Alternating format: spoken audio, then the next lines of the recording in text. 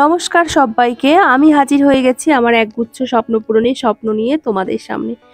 তোমরা সবাই কেমন আছো? আশা করছি ভালো আছো। আমরাও খুব ভালো আছি। আজকে হচ্ছে মঙ্গলবার আর এখন ঘড়িতে ওই 7:30 মতো বাজে। তো সোনাকে এইমাত্র তুলে দিয়ে বললাম পড়তে বস, কিছুতেই উঠতে চাইছে না। কখন থেকে বলছি সোনা ওঠ ওঠ ওঠ, ভালো করে আদর করে বলাতে কাজ হলো না। তারপরে দিলাম বকা, তারপরে উঠে গিয়ে ফ্রেশ হয়ে ও পড়তে বসেছে আর আমি এদিকে বিছানাটা গুছিয়ে নিচ্ছি। আমি কিন্তু ঘুম থেকে উঠেছি ওই 6:45 ওরকম বাজে, বা 6টা বাজতে 10 বাকি, তখন উঠেছি। তাও উঠেছি চন্দনের ডাকে। আমার তো ঘুমই ভাঙিনি, ভেবেছি 5:30টায় উঠবো, উঠে তারপরে হচ্ছে রান্না বান্না করব। আসলে চন্দন আজকে থেকে আর কি ডিউটি, মানে ট্রেনিং পিরিয়ড চলছে। তো যাই হোক, ও বলল যে আগের দিন রাত্রে এসে যে বুলটি আমাকে 4টে রুটি করে দেবে। তো ও না কোনোদিনও টিফিন নিয়ে যেতে চায় না, বানিয়ে দিলেও নিতে চায় না। তো আজকে না মুখ ফুটে আর কি, মানে কালকে রাত্রে বলেছে, এবার আমি যদি টিফিনটা না বানিয়ে দিতে পারি আমার তো সারাদিন মানে ভালোই লাগবে না। আমি খাবো, আমার সব কিছুতেই অশান্তি লাগবে আর কি। তো যাই হোক, কোনো রকমের ধর পড়িয়ে উঠে তারপরে হচ্ছে আমি, তাও ভাগ্য যে আগের দিন রাত্রেবেলা মানে কালকে রাত্রে আমি না ওই ভেন্ডি আর আলু, মানে ও যখন বললো তখনই আমি ভেন্ডি আলু পুরো কেটে রেখেছিলাম, যাতে সকালবেলা ঘুম থেকে উঠে ভেন্ডি আলুটা বসিয়ে দিয়ে আটাটা মেখে ঝট করে রুটিটা বানিয়ে দিতে পারি। তো তারপরে তাড়াহুড়ো করে উঠে তারপরে ওকে ভেন্ডি আলু ভাজা করে রুটি ও দুটো খেয়ে গেল, আর হচ্ছে ওকে রুটি দিয়ে টিফিন দিয়ে ওকে বের করে দিয়ে তারপরে হচ্ছে আমি বিছানা গুছাতে চলে এসেছি।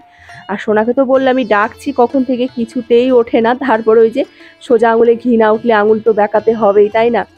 তো এইদিকে আমি আবার রান্না বান্নাও শুরু করে দিয়েছি। সকালে ভাবলাম যে রান্নাঘরে যখন একবার ঢুকেইছি তাহলে একেবারে রান্নাটা করেই বেরোই। ওইদিকে বাসি ঘরটা শুধু আর কি ঝাড় দেওয়া হয়েছে, ঘর মোছা বাকি আছে। আজকে মঙ্গলবার, বজরংবলীর পুজো, তার মধ্যে আজকে বিশ্বকর্মা পুজো, বুঝতেই পারছো ঘর বাড়ি পরিষ্কার না করলে ভাল লাগে?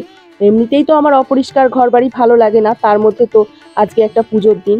তো ভাবলাম যে এই রান্নাটা কমপ্লিট করে নিয়ে তারপর হচ্ছে আমি অন্য অন্য কাজগুলো করব, তাহলে আর রান্নার ঝামেলাটা থাকবে না।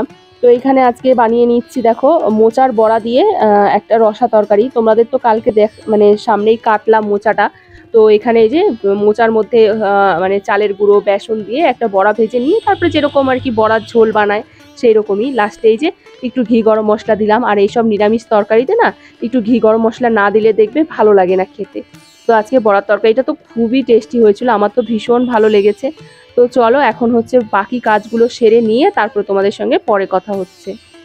তোমাদের সঙ্গে আর কিছু শেয়ার করা হয়নি। তো রান্না বান্না করে স্নান করে ঘর মুছেছি, ঘর ঠর মুছে তারপরে আর কি স্নান করেছি। স্নান করে এই যে এখন বেরিয়ে পড়েছি, যাব হচ্ছে একটু ব্যাংকে, মানে শাশুড়ি মায়ের কি কাজ আছে সেই জন্য ব্যাংকে যেতে বলছে।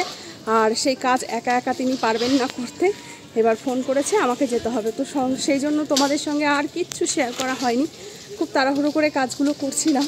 তো এখন ব্যাংকে যাব, আর পুজোটাও দেওয়া হয়নি, এসে পুজো দেবো। চলো দেখো বাড়ির ফুলগুলো কি দারুণ লাগছে, তাই না? তো যাই হোক, রোদ উঠেছে প্রচুর পরিমাণে, দেখো কি পরিমাণে রোদ। আমি আবার সব বালিশগুলো একটু রোদে দিলাম। আর সোনা যেতে চেয়েছিল আমার সঙ্গে, বায়না ধরেছিল। তো সোনাকে বললাম না বাবা তুই বাড়ি থাক, কারণ ওয়েদারের কথা তো ঠিক নেই এখন, কখন যদি আবার বৃষ্টি নেমে যায়, রোদের মধ্যেই আবার ঝমঝমিয়ে যখন তখন বৃষ্টি নেমে যাচ্ছে। তো সেই জন্য বললাম না বাবা তুই বাড়ি থাক, আমি তোর জন্য খাবার নিয়ে আসবো। তো এই যে এখন যাচ্ছি, ছাতাটা আনতেও ভুলে গেছি, কি পরিমাণে রোদ দেখো। আর এত তাড়াহুড়ো করেছি না, গলাটা শুকিয়ে যাচ্ছে একদম। তো যাই হোক, তোমাদের সঙ্গে এখন আর কথা বলছি না, একেবারে কাজ মিটিয়ে বাড়ি এসে তোমাদের সঙ্গে কথা বলবো। তো বন্ধুরা, এইমাত্র বাড়ি আসলাম, মানে বাড়িতে ঘরে ঢুকিও নি, সোনাকে ব্যাগপত্র সব দিয়ে চলে এসেছি ছাদে, কারণ ওয়েদারটা পুরো মেঘলা করে গেছে, পুরো একদম অন্ধকার হয়ে এসছে। তো এই যে বালিশগুলো সোনা সকালেই রোদে দিয়েছিল, বালিশগুলো সোনাই দিয়েছিল, একদম মচমচে হয়ে গেছে, সত্যিই মচমচে হয়ে গেছে একদম। নেব বালিশগুলো নেই। আর ওইদিকে জামা কাপড়গুলো মানে সব শুকিয়ে গেছে। তো এখন একেবারে এইগুলো, হ্যাঁ কালকে ফুটবে ওইটা, এইগুলো একেবারে নিয়ে গিয়ে ঘরে নিয়ে গিয়ে, হ্যাঁ এ বাবা এমনি অন্য খাওয়ার দোকান তো এখনো খোলেইনি বাবা, মানে ঝাল ঝাল তুই বললি ঝাল কিছু আনতে, শুকিয়ে গেছে সব। ওই যে মিষ্টি মাখা সন্দেশ এনেছি, খাবি? আমি বললাম না তোমাকে খাবো না। তো চলো এইগুলো নিয়ে ঘরে যাই আগে, সব শুকিয়ে গেছে। হ্যাঁ হ্যাঁ শুকিয়ে গেছে, হালকা হালকা ভেজা রয়েছে, থাক। কারণ ঘরে বারান্দায় নিয়ে দেবো। তো বন্ধুরা এই তো লাড্ডু নিয়ে এসেছিলাম আসার সময়, বললামই তো ফুল লাড্ডু এইসব নিয়ে এসেছিলাম। আজকে যেহেতু মঙ্গলবার, দেখা শুরু করে ঠাকুরকে। আজকে যেহেতু মঙ্গলবার তো হচ্ছে বজরংবলীকে এই যে লাড্ডু দিয়ে পুজো দিয়েছি, আর সব ঠাকুরকে দিয়েছি। সবার জন্য আজকে গোটা গোটা লাড্ডু এনেছি। রোজ ঠাকুরকে হাফ হাফ লাড্ডু দেই, মানে এই ঠাকুরদের। তো আজকে সবাইকে গোটা গোটা লাড্ডু দিয়েছি। আর এই যে দেখো এখানে হচ্ছে যাবো হচ্ছে গাড়িতে একটু পুজো দিতে। চন্দন তো বাড়িতে নেই, তো এখন আমি আর সোনাই যাব গাড়িতে একটু পুজো দিয়ে আসি, ধূপকাঠি আর মোমবাতি জ্বালিয়ে রেখে আসি। গাড়িটা ধোয়াও হয়নি, পরিষ্কারও করা হয়নি। তো যাই হোক, কিছু করার নেই, চলো নিচে যাই এখন।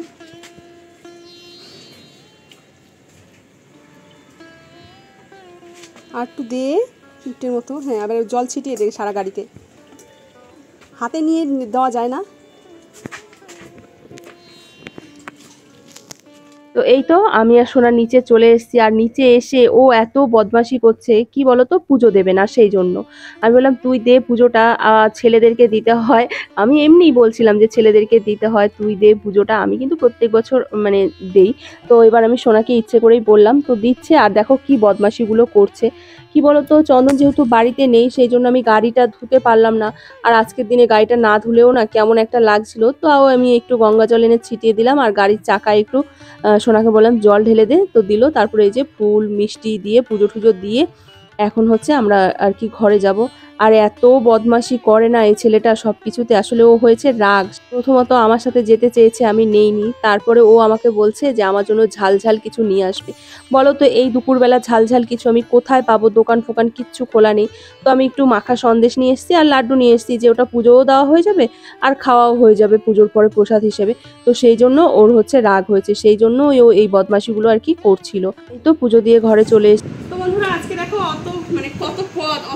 কত পদ রান্না হয়েছে। এখানে ভেন্ডি আলু ভাজা, তারপরে এখানে এই যে কলাইয়ের ডাল, আবার সব গরম করলাম, ফিরসে গরম করলাম, কারণ সব ঠান্ডা হয়ে গেছে সকালে যেহেতু রান্না হয়েছে।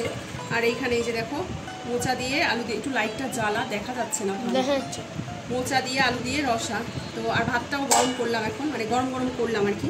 তো চলো আর এখন থাকতে পারছি না, প্রচণ্ড খিদে পেয়েছে। আমরা খেয়ে নেবো না প্রচুর ভেন্ডি আলু ভাজা।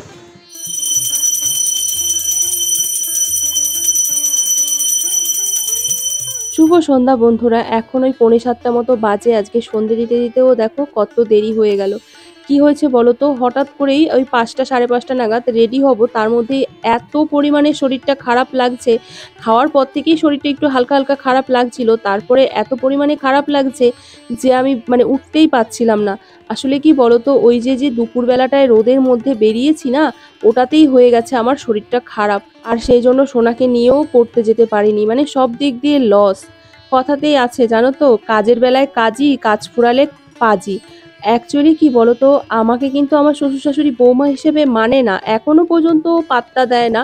কিন্তু কাজের বেলায় ঠিক আমাকে ডেকে পাঠাবে। আজকে এই তো ব্যাংকে যাওয়া নিয়েই আমার শ্বশুরমশাই কালকে রাত্রে ফোন করেছে যে এমনিতে আমার সাথে কথা বলে না, আমার হাতে রান্না খায় না, এইরকম একটা ব্যাপার। মানে এমনিতে কোনো সময় কথা বলে না, কিন্তু দরকারের সময় ঠিক ফোন করে কথা বলে। তো কালকে রাত্রে ফোন করে বলে এরকম তোমার হচ্ছে ঠাম্মিকে নিয়ে, মানে ওর সোনার ঠাম্মিকে নিয়ে একটু ব্যাংকে যেতে পারবে। ওর ঠাম্মি তো ছাতা মাতা কিছুই বোঝে না ব্যাংকের। তো আমি কি আর বলবো, আর আমি না মুখের ওপর কাউকে না করতে পারি না জানো তো। সে আমার যত বড়ই শত্রু হোক না কেন। তো আমি আর না করতে পারলাম না। আমি বলছি ঠিক আছে। এবার ওনার আসার কথা 11টায়, আমাকে বললো যে 11টায়। এবার আমি 11টার মধ্যে রেডি হয়ে বসে রয়েছি। দেখবে একটা কিছু মানে প্ল্যান করে কাজ করলে দেখবে সেই প্ল্যানটা থেকে যদি একটু টাইম এদিক ওদিক হড়বড় হয়ে যায় তখন কিন্তু অসুবিধা হয়ে যায়। তো আমি 11টার মধ্যে রেডি হয়ে বসে রয়েছি, ঘরঠর মুছে সব কিছু করে। তো আমি না ভেবেছি যে ফুলটা আমি একেবারে ব্যাংকে যখন যাব তখন একেবারে ফুল আর মিষ্টি একসাথে নিয়ে আসবো। মিষ্টি যেহেতু আনবো তো ফুলটাও একসাথে নিয়ে আসবো। তো নিচে ফুলওয়ালা এসেছিলো, আমি তাও ফুলটা নিইনি। তো ওনার আস্তে আস্তে মানে 11:30 বেজে যায়, তাও ওনার কোনো পাত্তা নেই। তারপরে আমি ফোন করি, তারপরে আবার বলে কি যে ওর কাকা খেয়ে বেরোবে, মানে আমার দেওর খেয়ে বেরোবে, তারপরে বেরোবে। তো আমি বলছি আমার তো কাজ আছে ঘরে, না তুমি আসো। তারপরে উনি এসছে। এবার ব্যাংকে গিয়ে একটু দেরি হয়েছে, বাড়িতে আস্তে আস্তে একটা ওই ঠাটা পড়া 12টার সময়, মানে 12টায় ঠাটা পড়া রোদ, ওই দুপুরবেলাটায় ওই রোদটা পুরো আমার মাথায় লেগেছে। এমনিতেই তো আমার সাইনাসের প্রবলেম জানোই, এমনিতে চন্দন খুব বকাবকি করে বাইরে বেরোলে, এরকম মানে ছাতা ছাড়া, তার মধ্যে ছাতাটা নেইনি। তো আমার শরীরটা এতটা পরিমাণে খারাপ লাগছিল কি বলবো। তারপরে উঠে চোখে মুখে ভালো করে জল দিলাম, তারপরে একটু ভালো লাগলো। তারপরে ওই যে সন্ধে টন্ধে দিয়ে এখন ভাবলাম যে আর শুয়ে থাকবো না, শুয়ে থাকলে আরও বেশি শরীর খারাপ লাগবে, কাজগুলো টুকটুক করে নিই। তো এইখানে এই যে কিছু জামা কাপড় ছিল সেইগুলো এখন এই যে গুছিয়ে নিচ্ছি। আর বন্ধুরা চলো ভিডিওটাও আজকে এখানেই শেষ করে দেবো। আজকের ভিডিওটা তোমাদের কেমন লাগলো অবশ্যই কিন্তু কমেন্ট করে জানাবে, ভালো লাগলে লাইক করবে, শেয়ার করবে, আর নতুন বন্ধু হয়ে থাকলে অবশ্যই চ্যানেলটিকে সাবস্ক্রাইব করে দেবে। ফিরে আসছি নতুন একটি ভিডিওর সাথে, ততক্ষণে তোমরা সবাই ভালো থেকো, সুস্থ থেকো আর সাবধানে থেকো। ধন্যবাদ।